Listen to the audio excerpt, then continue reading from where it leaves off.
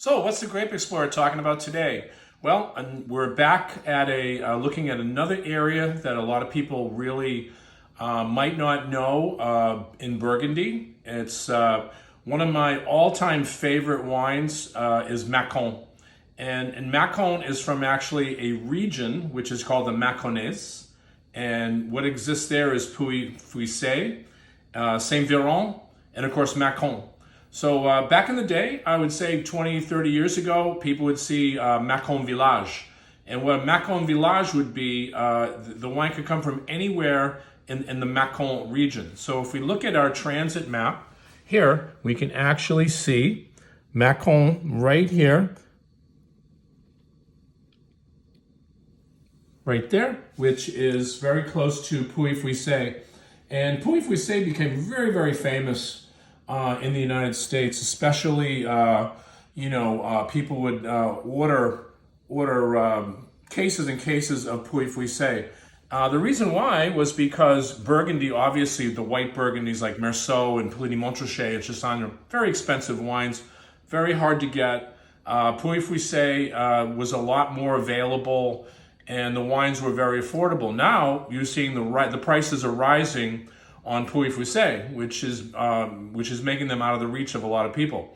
So what we feel is the next wine down, or the next wine if you like Puy-Fuissé, is Macon. This is a producer that we visited as well, Domaine Perraud. Domaine Perraud is a small family business, but they are located in the area of Macon, La Roche de Vineuse, which is the actual village, which is also one of the top areas for Macon.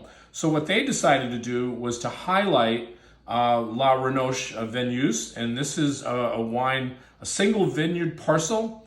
So what I mean by that is that it doesn't come from any other part of Macon. It comes from that area. And if you taste different Macons from different villages, they all have a tendency to be completely unique and different. But what I feel, this area is one of the best areas in all of Macon. So these wines are really plump, they're rich, they're beautiful. You get a lot of that green apple citrus notes.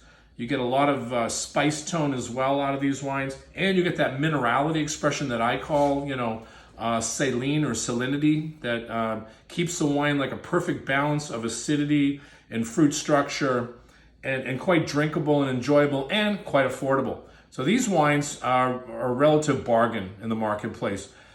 They sell for about $22 a bottle. So as opposed to Burgundy, which we talked about, Puligny-Montrachet and Chassagne, those wines are very, very expensive. So if you're looking for value and you don't want to or really don't need to spend $80 to $100 a bottle, look for Macon, but make sure you look also on the label where it says Macon and it has a vineyard designation on it, especially one from this producer, Domaine Perraud, which is La Roche Vineuse. So beautiful wines, great value, get 100% Chardonnay.